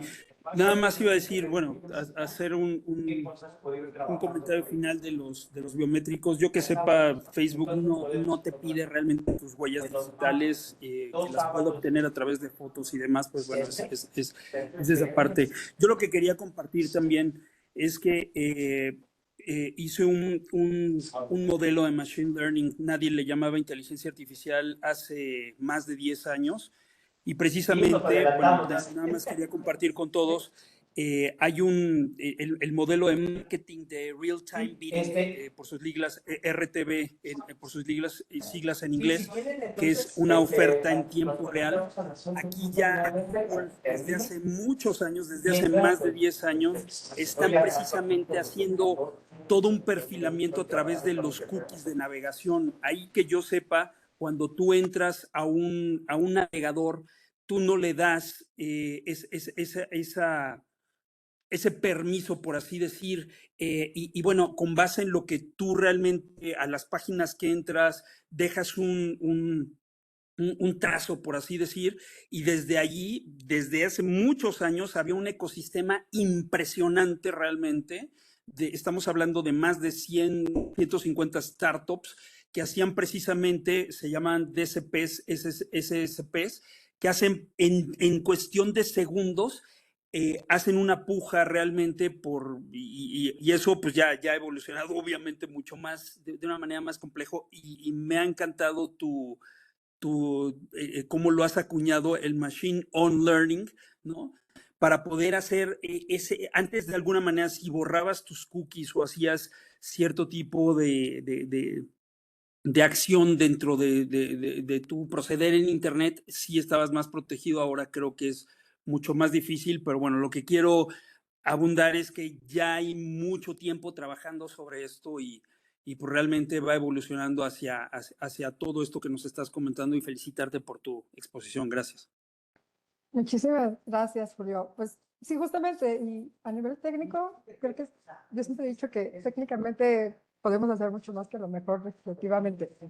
La tecnología siempre va a avanzar más rápido. Pero bueno, a lo mejor lo que la ley podría incluir es trazabilidad de datos de entrenamiento, documentación de datasets, mecanismos de exclusión previos, evaluaciones de impacto de derechos humanos, libertades, retención limitada, gobernanza de modelos, explicación razonable, eliminación de datos fuente, controles sobre reentrenamiento futuro. Creo que también hay varias oportunidades que podemos justamente ir avanzando. Y bueno, con el consentimiento, pensando hasta acá, ¿realmente estamos decidiendo nosotros?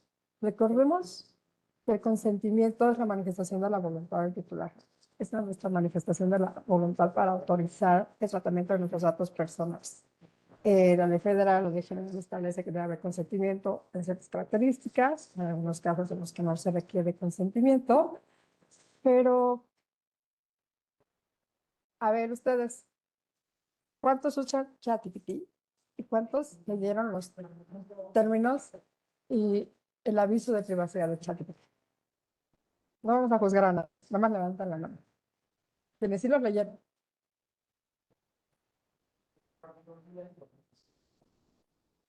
Aquí no juzgamos, no se preocupen. Entendemos la urgencia de usarlo.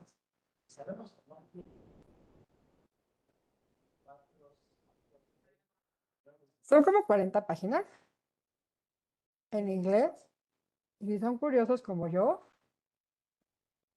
pues los lleva a otras 12 diferentes políticas, ¿no? Entonces, digamos que es bastante extensito justamente ese aviso.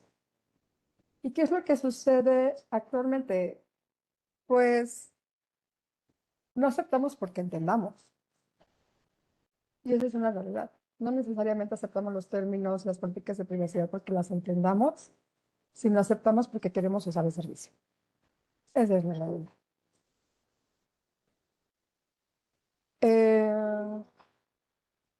El consentimiento, pues bueno, al final del día no quiero dar dinero, el botón de rechazar, o sea, culpa, porque muchas veces, ojo, también como nos manipulan para el consentimiento. Oye, es que si no ingresas así con estos datos, no vamos a poder ofrecerte productos y servicios. Pues no, pero te hacen sentirte culpable por no querer usarlo. Casillas ya marcadas, ¿no? Para compartir tus datos. Vamos a compartir nuestros datos con nuestros socios comerciales. Cuando te enteras, tienen socios comerciales hasta Timbuktu. Perfecto. Alguna vez hice el ejercicio por varios avisos de privacidad y filiales y filiales y filiales. Literal, en verdad, terminamos en África donde ni siquiera había leches. Misdirection, acepto todo, ¿no? Te ponen un botón grande donde dices aceptar todo o rechazar uno por uno. No, pues que es más fácil, aceptar todo o rechazar uno por uno. Hay algunos que somos bastante pacientes y estamos uno por uno ahí diciendo no. El último, suscribiste, das un clic para cancelar, te piden 15,000 cosas, 2 llamadas, una carta y tus biométricos aparte para cancelar tu servicio o para cancelar tus datos. El precio real aparece con el paso 8, el número de proceso de compra o prueba gratis, ¿no? Y después se van cargando. En verdad, la forma en que están obteniendo el consentimiento de nosotros resulta bastante interesante. Pongan un análisis de cuántas veces han dado el consentimiento solamente para evitar todo esto o por la desidia de no hacer justamente lo demás. Entonces, es un punto. En verdad, son muy pocos los usuarios que leen los avisos de privacidad completos. Y créanme que si los leemos completos. Y si no, ahorita ya pueden copiarlo, pegarlo, meterlo en Gemini, ChatGPT, Cloud, o lo que quieran, para que les diga si les conviene o no les conviene. Esas herramientas también pueden funcionar. Ahora, el punto es de que nos recordemos que la ley establece que el consentimiento tiene que ser libre, tiene que ser específico, tiene que ser informado y tiene que ser también inequívoco.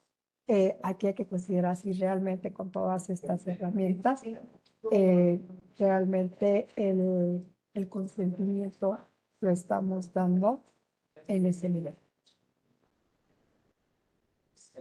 Y lo que les decía, que desafortunadamente no aceptamos porque entendamos, sino porque queremos usar justamente ese servicio, ¿no?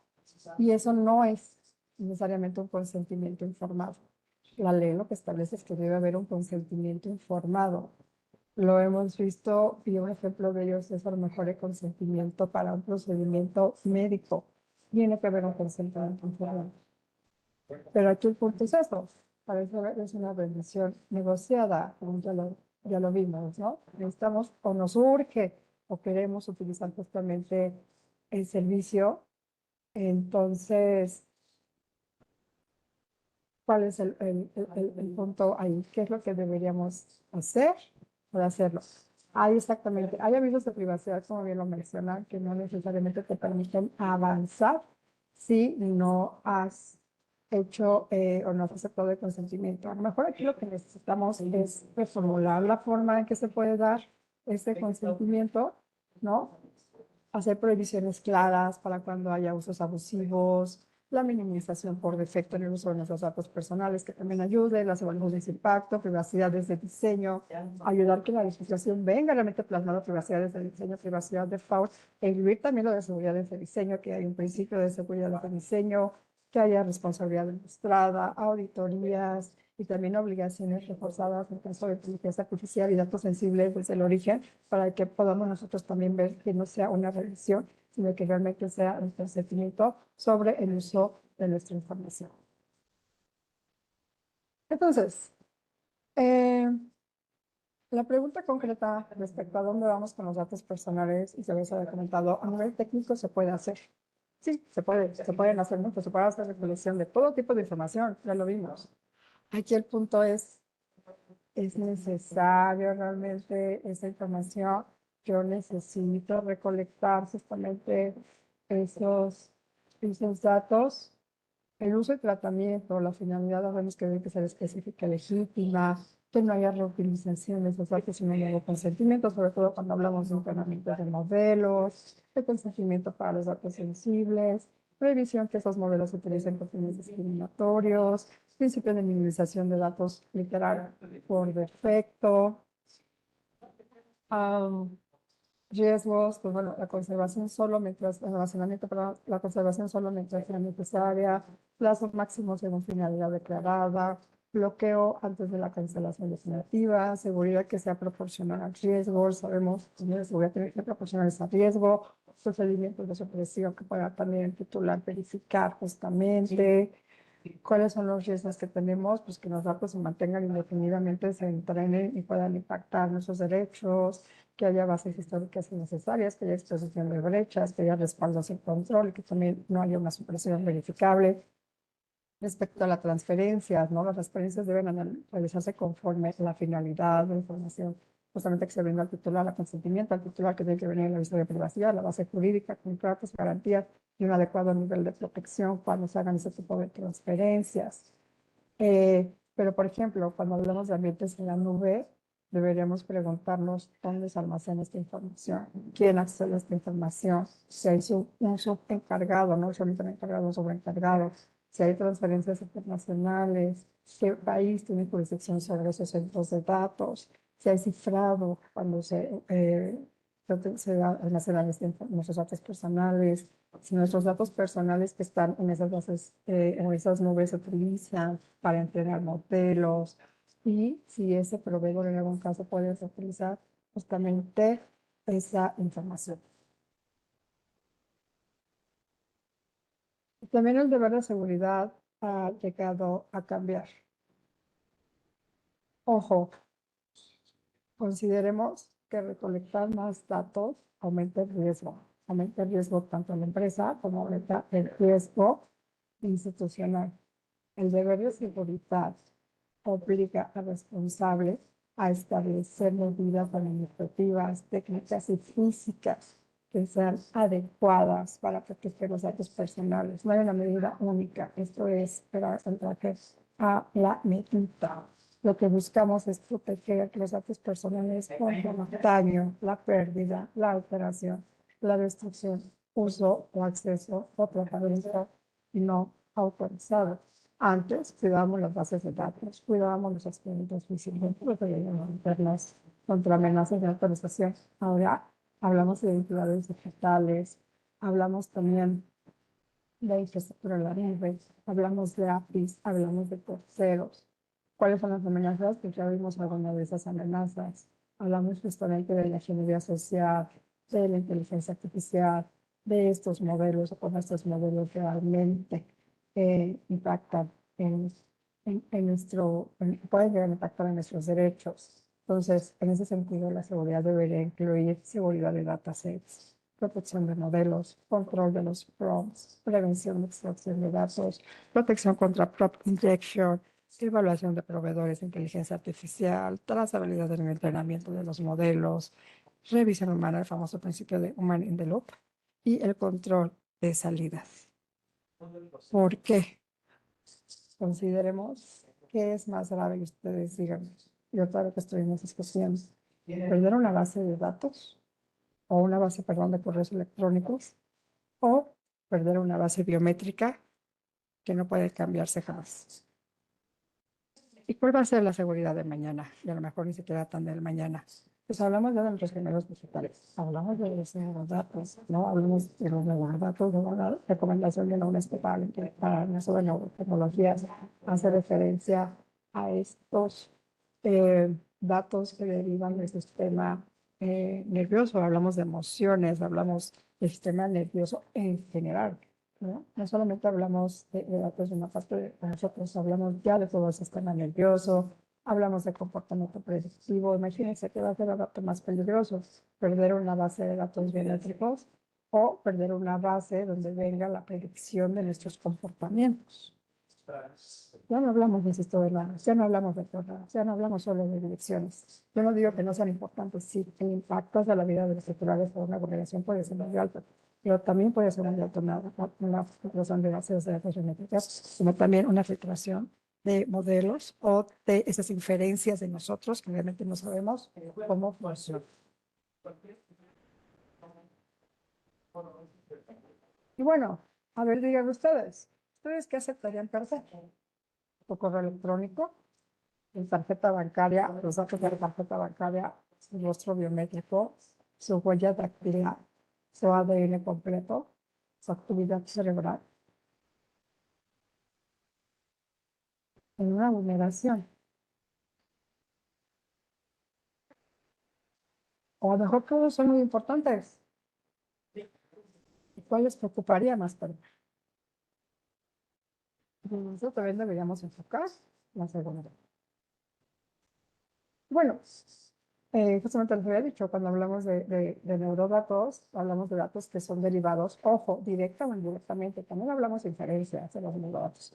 Es información que deriva directa o indirectamente de la actividad de nuestro sistema nervioso, ¿no? Especialmente el cerebro, sí, que hablamos de nuestro sistema nervioso, hablamos también de nuestras emociones. Van a poder, si ya pueden inferir nuestras emociones, ahora van a conocer mejor nuestras emociones, ¿no? Pueden revelar la forma que nosotros prestamos atención, ¿no? Si vemos fatiga, emociones, sí, intenciones, sí, respuesta a estímulos o patrones cognitivos. Ojo, lo que les sugiero, ¿verdad? Por el tiempo no lo vamos a poder hacer, pero lo que les sugiero es leer esta recomendación de la ética en el uso de las neurotecnologías. Y de hecho es muy clavado en la iniciativa de neurotecnologías y neuroderechos que se presentó hace como 2 años también ahí en el Senado.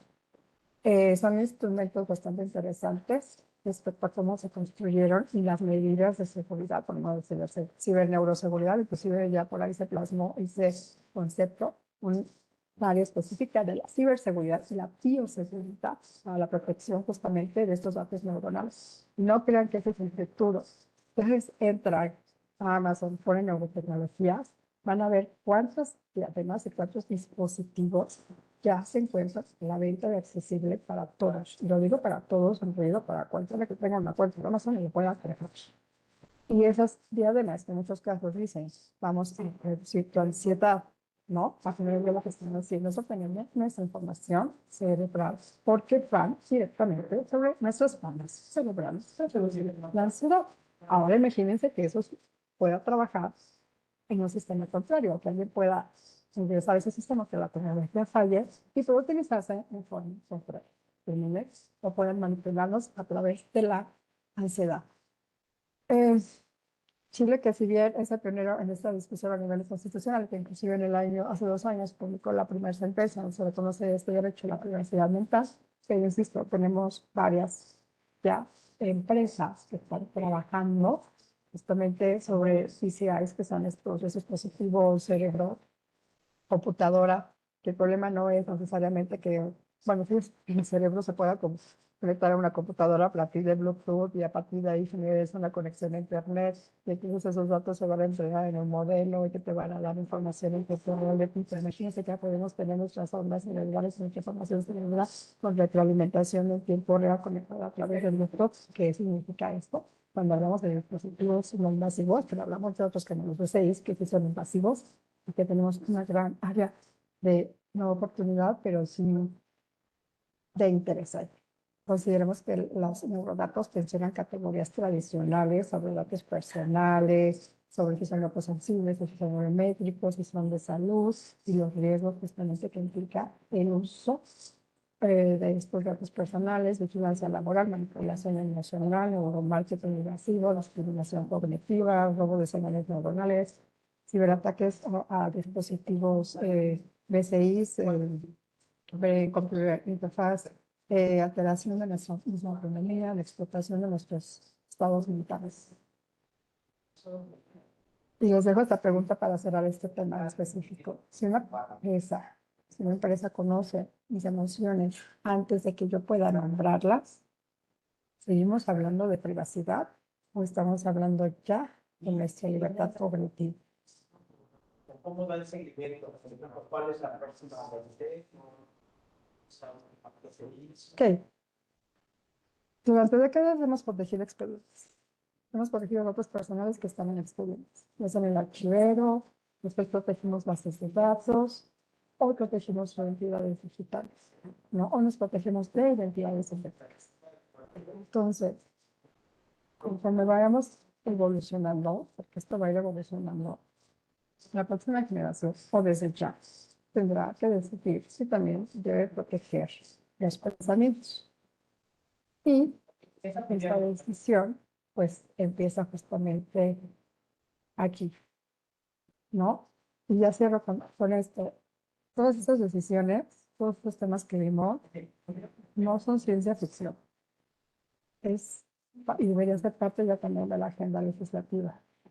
Empiezan como retomamos la inteligencia artificial, la biometría, la desinformación, las decisiones automatizadas, los neurodatos desde no hoy, sino desde ayer.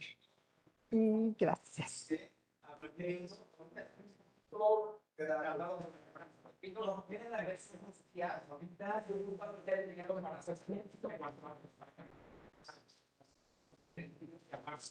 ¿Dudas, preguntas, miedos?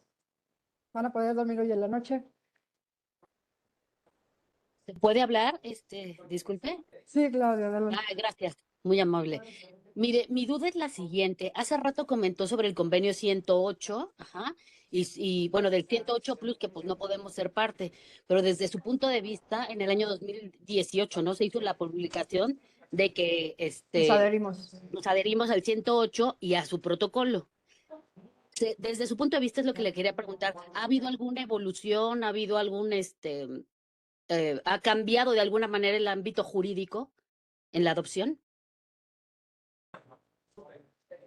Pues ahora tenemos un convenio que puede aplicarse para una protección mucho más amplia, sobre todo cuando todo, siempre hay gente que dice es que no tenemos nada. El convenio 108 habla de tratamiento automatizado y cuando hablas de tratamiento automatizado dentro de las definiciones que te da el convenio 108 habla de aplicar operaciones matemáticas a los datos y al final del día un algoritmo es una operación matemática sobre los datos. Esa no es una interpretación en extensa como el 108 nos podría ayudar a proteger nuestros datos, no porque no hay aquí, pero sí por lo menos un poco más ampliamente respecto al uso de algoritmos sobre los datos, que era lo que comentamos. Pero también comento que es muy importante, sobre todo por el tema de protección de datos personales, que haya una autoridad autónoma que proteja nuestros datos personales.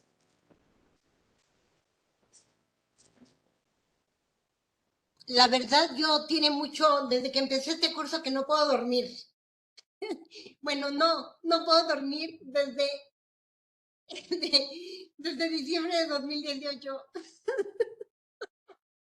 que he visto la destrucción y la depredación institucional y no quiero un curso biométrico, no quiero que me registren, no sé, ya quiero ser una anónima otra vez, aunque no pueda. En fin, no sé, ya subimos, si ustedes le echan un ojito, ya subimos el formulario. El formulario nos lo proporcionó Ana Jibi. Ahí lo tenemos y estaba medio perdido a las 10:51, con base en la presentación que nos hizo. Y les quiero decir que al final ella nos puso, a diferencia de otros de nuestros expositores, una pregunta que no tiene calificación. Es una pregunta para la reflexión. Y cuando ya hayamos contestado el cuestionario el día de mañana, voy a compartirles Ella, además de hacer el cuestionario, nos puso unas como frases que explicaban el porqué de la respuesta correcta al cuestionario, como una exposición de motivos que explicaban, una justificación de la respuesta correcta. Y mañana lo vamos a compartir ya que hayamos llenado el formulario, no antes porque si no les damos la respuesta, pero bueno, y yo les pediría que en esta oportunidad, ella nos hace esta pregunta de reflexión sin calificación. Y si ustedes se han fijado, todas las veces, al final hay un espacio donde nosotros les pedimos que puedan comentar. Entonces yo les pediría que en ese espacio ustedes comenten la reflexión de lo que contesten en la pregunta sin calificación que ella nos hace.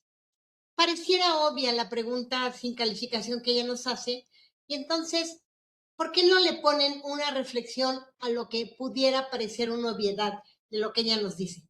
Y ya mandan su cuestionario. Nosotros, como les digo, lo recibimos en un documento de Excel, en donde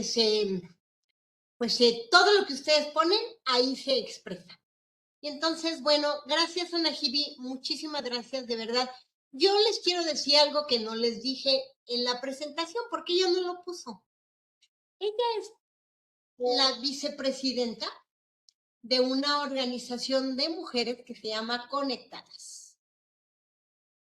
Una organización en donde pues hacen todo este trabajo de análisis y hay un montón de mujeres súper maravillosas, algunas de las cuales mañana vamos también a ver, porque mañana tenemos a Lina, que además de ser de Conectadas es del Centro IN, y hay otras compañeras que son de Conectadas, aunque no lo pongan en su currículum. Yo no sé por qué no puso que era la vicepresidenta. Y también está en la Academia Mexicana de Ciberseguridad y Derecho. Entonces, con quienes organizamos este curso, por cierto. Entonces, muchas gracias, queridísima, te lo agradezco. Gracias. Nos vemos el próximo jueves, que es la inauguración del Mundial. Pero antes van a tener a Lina. De 9 a 11 vamos a tener esta. No sé a qué hora es el Mundial, pero se va a poner la ciudad de locos entre todo lo que va a haber. Y entonces, les mando un abrazo, nos vemos el jueves a las 9 y saludos. El jueves tenemos a Lina Ornelas, que también es de Conectadas y es también una súper maravillosa ponente. Como siempre, dejamos abierta la sesión y dejamos abierto el formulario hasta las 2 de la tarde todo, para que lo puedan contestar con calmita. Gracias, Ana Jibi. Gracias Besito. a todos por su interés y estamos a la orden. Que tengan excelente día. Gracias. Muchas gracias y felicidades. Excelente Gracias. presentación. Gracias. Gracias igualmente. Muchas gracias. Excelente día.